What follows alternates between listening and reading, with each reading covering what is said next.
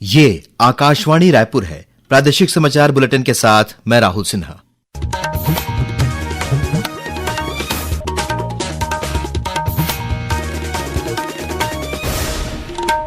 और अब पेश है आज के मुख्य समाचार। केंद्र सरकार ने प्रधानमंत्री उज्ज्वला योजना के अंतर्गत 25 लाख अतिरिक्त एलपीजी कनेक्शन देने का फैसला किया। प्रदेश के नगरीय निकायों में अब स्ट्रीट लाइटिंग के कार्य पार्षद, अध्यक्ष और महापौर निधि से भी कराए जा सकेंगे। स्कूल शिक्षा विभाग ने विद्या समीक्षा केंद्र के अंतर्गत शिक्षकों और विद्यार्थियों की उपस्थिति दर्ज करने विकसित किया मोबाइल ऐप। और राष्ट्रीय आयुर्वेद दिवस पर आज छत्तीसगढ़ में भी आयोजित किए जा रहे हैं विभिन्न कार्यक्रम। अब समाचार विस्तार से।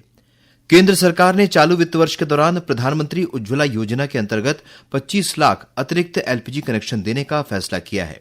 महिला लाभार्थियों का अभिनंदन करते हुए प्रधानमंत्री नरेंद्र मोदी ने कहा कि सरकार का यह कदम नवरात्र के पवित्र अवसर पर महिलाओं को नई खुशी देगा। उन्होंने कहा कि यह पहल सशक्तिकरण के संकल्प को और सशक्त करेगी।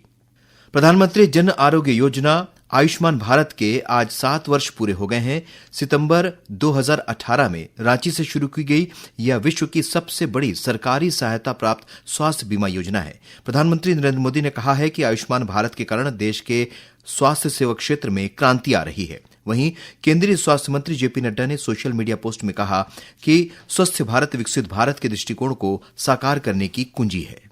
प्रदेश के नगरीय निकायों में अब स्ट्रीट लाइटिंग के कार्य पार्षद, अध्यक्ष और महापौर निधि से भी कराए जा सकेंगे। नगरीय प्रशासन विभाग ने इन निधियों से किए जाने वाले कार्यों की सूची में नई कंडिका जोड़ते हुए अब वार्षिक पात्रता राशि की 25% राशि प्रकाश व्यवस्था के लिए खर्च करने की अनुमति दे दी है। इस संबंध में सभी नगर निगमों के आयुक्तों, नगर पालिकाओं और नगर पंचायतों के मुख्य नगर पालिका अधिकारियों को परिपत्र जारी किया गया है। केंद्रीय स्वास्थ्य और परिवार कल्याण मंत्रालय द्वारा चलाए जा रहे स्वस्थ नारी सशक्त परिवार अभियान के अंतर्गत आज प्रदेश के प्रधानमंत्री जनजातीय न्याय मिशन पीएम जनमन क्षेत्रों में विशेष जनजातीय स्वास्थ्य शिविरों का आयोजन किया गया। इन शिविरों के माध्यम से पिछड़े जनजातीय समूहों सहित हजारों लोगों को स्वास्थ्य सेवाएं मोबाइल मेडिकल यूनिट्स द्वारा प्रदान की गई। इस अभियान के तहत 24 जिलों में लगभग 85 स्वास्थ्य शिविरों का संचालन किया गया। वहीं रायपुर स्थित अखिल भारतीय आयुर्विज्ञान संस्थान एम्स में भी स्वस्थ नारी सशक्त परिवार अभियान के तहत स्वास्थ्य शिविर और जागरूकता कार्यक्रम आयोजित किए गए। बायोकेमिस्ट्री विभाग ने association of biochemistry clinical welfare society के सहयोग से धरसीवा के सामुदायिक स्वास्थ्य केंद्र में गर्भावस्था और नवजात शिशु जांच पर विशेष शिविर आयोजित किया। स्वस्थ नारी सशक्त परिवार अभियान के तहत छत्तीसगढ़ आयुर्विज्ञान संस्थान सिम्स बिलासपुर के बायोकेमिस्ट्री विभाग द्वारा सिकल सेल डिजीज की जानकारी और उपचार के लिए विशेष शिविर का आयोजन किया गया। इस शिविर में महिलाओं के स्वास्थ्य सुधार, सिकल सेल की जांच, निदान और उपचार पर विशेष ध्यान दिया गया। शिविर में 44 व्यक्तियों के स्वास्थ्य की जांच की गई। स्वच्छता ही सेवा अभियान के तहत इन दिनों प्रदेश भर में विभिन्न कार्यक्रम आयोजित किए जा रहे हैं। इसी कड़ी में राष्ट्रीय प्रौद्योगिकी संस्थान एनआईटी रायपुर ने स्वच्छता जागरूकता कार्यक्रम का आयोजन किया। इस अवसर पर संस्थान की लिटरेरी समिति द्वारा स्वच्छता ही सेवा विषय पर निबंध प्रतियोगिता आयोजित की गई। वहीं मरेंद्रगढ़, चिरमिरी, भरतपुर जिले के पोड़ीडीह स्थित पीएम श्री एकलव्य आदर्श आवासीय विद्यालय में आदि सेवा पर्व और स्वच्छता पखवाड़े का आयोजन किया गया। इस कार्यक्रम में स्वास्थ्य मंत्री श्याम बिहारी जायसवाल शामिल हुए। सेवा पखवाड़ा के तहत सूरजपुर जिले के दिव्यांग और वरिष्ठ जनों के लिए स्वास्थ्य परीक्षण, सम्मान और सहायक उपकरण वितरण शिविर का आयोजन किया गया। कार्यक्रम में महिला और बाल विकास मंत्री लक्ष्मी राजवाड़े शामिल हुई। मुख्यमंत्री विष्णुदेव साय ने आज धमतरी जिले के ग्राम करेली बड़ी में 245 करोड़ 80 लाख रुपए की लागत के विभिन्न विकास कार्यों का लोकार्पण और भूमि पूजन किया। वहीं कुरुद विधानसभा क्षेत्र में आयोजित राज्य स्तरीय महतारी सदन के शुभारंभ कार्यक्रम में मुख्यमंत्री ने 51 महतारी सदनों का लोकार्पण किया। इस मौके पर मुख्यमंत्री ने कहा कि लगभग 2 करोड़ 10 लाख रुपए की लागत से निर्मित ये भवन महिलाओं के लिए सम्मान और आत्मनिर्भरता के नए केंद्र बनेंगे। मुख्यमंत्री विष्णुदेव साय ने आज रायपुर के आकाशवाणी चौक स्थित मां काली मंदिर से डूंगरगढ़ तक मां बमलेश्वरी के दर्शन के लिए जाने वाली बस को हरी झंडी दिखाकर रवाना किया। इस निःशुल्क बस सेवा का लाभ रायपुर से डूंगरगढ़ जाने वाले श्रद्धालुओं को मिलेगा। मां काली सेवा समिति द्वारा संचालित यह बस सेवा नवरात्र पर्व के दौरान 9 दिनों तक लगातार चलेगी। इस सेवा के तहत हर दिन 4 बसें रायपुर से श्रद्धालुओं को डूंगरगढ़ तक लेकर जाएगी और उन्हें दर्शन के बाद वापस रायपुर लाएगी। प्रादेशिक समाचार आप आकाशवाणी रायपुर से सुन रहे हैं और अब आगे बढ़ते हैं बाकी के समाचारों की ओर। स्कूल शिक्षा विभाग ने विद्या समीक्षा केंद्र के अंतर्गत शिक्षकों और विद्यार्थियों की उपस्थिति दर्ज करने के लिए एक मोबाइल ऐप विकसित किया है। यह ऐप अब गूगल प्ले स्टोर पर उपलब्ध है। इसे प्रत्येक शिक्षक द्वारा डाउनलोड कर पंजीयन करना तथा प्रतिदिन अपनी उपस्थिति दर्ज करना अनिवार्य किया गया है। इस व्यवस्था से शिक्षकों और विद्यार्थियों की उपस्थिति का रिकॉर्ड वास्तविक समय पर उपलब्ध रहेगा, जिससे विद्यालयीन अनुशासन और शिक्षा की गुणवत्ता दोनों में सुधार होगा।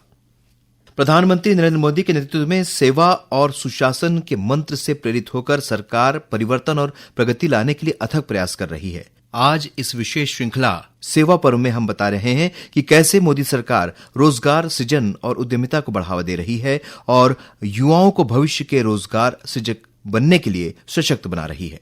11 साल पहले देश की सत्ता संभालते वक्त प्रधानमंत्री नरेंद्र मोदी ने एक सपना देखा था, देश के करोड़ों युवाओं को हुनरमंद बनाने का सपना। इसके लिए शुरू की गई स्किल इंडिया योजना। इसी योजना का हिस्सा है प्रधानमंत्री कौशल विकास योजना। 15 जुलाई 2015 को शुरू हुई इस योजना ने एक दशक का लंबा सफर पूरा कर लिया है। अपने इस सपने को लेकर प्रधानमंत्री का कहना है, साथियों, इंडस्ट्री में डिमांड होने के बावजूद, नौजवानों में टैलेंट होने के बावजूद, स्किल डेवलपमेंट न होने से युवाओं के लिए नौकरी पाना अत्यंत कठिन हो गया। ये हमारी सरकार है जिसने युवाओं में स्किल डेवलपमेंट की गंभीरता को समझा है। हमने स्किल डेवलपमेंट के लिए अलग मंत्रालय बनाया और भारत में पहली बार स्किल इसी एक विषय के लिए डेडिकेटेड मंत्रालय है। इस योजना के तहत जुलाई 2025 तक करीब 1 करोड़ 63 लाख युवाओं को प्रशिक्षित किया जा चुका है, जिनमें 45% महिलाएं हैं। ऐसे ही एक लाभार्थी छत्तीसगढ़ के रायगढ़ जिले के संजय नाग ने कहा कि प्रधानमंत्री कौशल विकास योजना के तहत बेहतर अवसर उपलब्ध कराया जा रहा है। इस प्रधानमंत्री कौशल विकास योजना आईसेक्ट, यहाँ पर मैं FTCP field technician computing and peripherals इस ट्रेड में मैं यहाँ पर पढ़ाई करता हूँ। स्किल इंडिया मिशन न सिर्फ देश बल्कि विदेशों में भी भारतीय युवाओं की क्षमता को नई पहचान दिला रहा है। आज स्किल इंडिया मिशन नए भारत की सशक्त पहचान बन गया है। समाचार डेस्क, आकाशवाणी रायपुर। वस्तु और सेवा कर जीएसटी की नई दरें कल से देश भर में लागू हो गई हैं। उप मुख्यमंत्री विजय शर्मा ने कहा है कि भारतीय जनता पार्टी छत्तीसगढ़ में जीएसटी बचत उत्सव चला रही है। इसके अंतर्गत पार्टी नेता और कार्यकर्ता बाजारों का दौरा कर दुकानदारों और ग्राहकों से सीधा संवाद कर रहे हैं। जो जीएसटी का दर कम हुआ है उसका लाभ जनता को सीधा मिलता रहे, ये दुकानदारों से बात करना, साथ ही साथ जो खरीदार आए हैं उनसे भी ये चर्चा करना कि जो राशि कम हुई है उसको आप ध्यान रखें, जो जीएसटी कम हुआ है उसको आप ध्यान रखें। और इस बार अब आप जब ये लेंगे, सामान लेंगे, तो आपको कम दर पर मिलना चाहिए। 5% में आ गया है सब कुछ, और उससे भी कम में कई 0% हो गए, तो काफी राहत सब लोगों को मिली है और मिलती रहेगी आगे। जीएसटी बचत उत्सव अभियान का उद्देश्य जीएसटी में हाल ही में की गई दरों में कटौती को लेकर जनता को जागरूक करना है। आज राष्ट्रीय आयुर्वेद दिवस है। इस अवसर पर छत्तीसगढ़ में विभिन्न कार्यक्रम आयोजित किए जा रहे हैं। बलौदाबाजार में आयुष विभाग द्वारा राष्ट्रीय आयुर्वेद दिवस पर रन फॉर आयुर्वेदा का आयोजन किया गया। नगर पालिका अध्यक्ष अशोक जैन ने इस दौड़ को हरी झंडी दिखाकर रवाना किया। इसमें जनप्रतिनिधि, अधिकारी, कर्मचारी और स्कूली बच्चे शामिल हुए। इस अवसर पर स्वस्थ जीवन के लिए आयुर्वेद अपनाने का संकल्प लिया गया। बस्तर संभाग में आगामी अक्टूबर-नवंबर महीने में आयोजित होने वाले बस्तर ओलंपिक के लिए कल से पंजीयन की प्रक्रिया शुरू हो गई है। उप मुख्यमंत्री अरुण साव ने दंतेवाड़ा जिले से इसकी शुरुआत की। इस ओलंपिक में भाग लेने के लिए खिलाड़ी 20 अक्टूबर तक अपना पंजीयन करा सकते हैं। गौरतलब है कि बस्तर ओलंपिक का विकासखंड स्तर पर आयोजन 25 अक्टूबर से 5 नवंबर तक, जिला स्तरीय आयोजन 5 से 15 नवंबर तक और संभाग स्तरीय आयोजन 24 से 30 नवंबर तक किया जाएगा। भिलाई इस्पात संयंत्र बीएसपी ने गिफ्ट मिल्क योजना को कल 22 सितंबर से फिर से शुरू कर दिया है। इस योजना के तहत बीएसपी खदानों के बफर जोन के 60 गांव के 104 शासकीय स्कूलों में पढ़ने वाले 3,300 से अधिक बच्चों को हर दिन 200 मिलीलीटर का फ्लेवर्ड फोर्टिफाइड दूध उपलब्ध कराया जा रहा है। और अब कुछ समाचार संक्षेप में। एंटी करप्शन ब्यूरो एसीबी और आर्थिक अपराध अन्वेषण ब्यूरो ईओडब्ल्यू ने कोयला घोटाले में आरोपी पूर्व मुख्यमंत्री भूपेश बघेल की उपसचिव रही सौम्या चौरसिया की लगभग 8 करोड़ रुपए की 16 अचल संपत्तियों को कुर्क कर दिया है। छत्तीसगढ़ व्यावसायिक परीक्षा मंडल व्यापम द्वारा सहायक विकास विस्तार अधिकारी के रिक्त पदों की पूर्ति के लिए अभ्यर्थियों के प्रमाण पत्रों का सत्यापन 7 से 14 अक्टूबर तक नवा रायपुर में किया जाएगा और मौसम विभाग ने बस्तर संभाग और उससे लगे जिलों में 26 सितंबर से भारी से अति भारी वर्षा होने की संभावना जताई है। अंत में मुख्य समाचार एक बार फिर। केंद्र सरकार ने प्रधानमंत्री उज्ज्वला योजना के अंतर्गत 25 लाख अतिरिक्त एलपीजी कनेक्शन देने का फैसला किया। प्रदेश के नगरीय निकायों में अब स्ट्रीट लाइटिंग के कार्य पार्षद, अध्यक्ष और महापौर निधि से भी कराए जा सकेंगे। स्कूल शिक्षा विभाग ने विद्या समीक्षा केंद्र के अंतर्गत शिक्षकों और विद्यार्थियों की उपस्थिति दर्ज करने विकसित किया मोबाइल ऐप और राष्ट्रीय आयुर्वेद दिवस पर आज छत्तीसगढ़ में भी आयोजित किए जा रहे हैं विभिन्न कार्यक्रम। इसी के साथ प्रादेशिक समाचार बुलेटिन समाप्त हुआ। नमस्कार।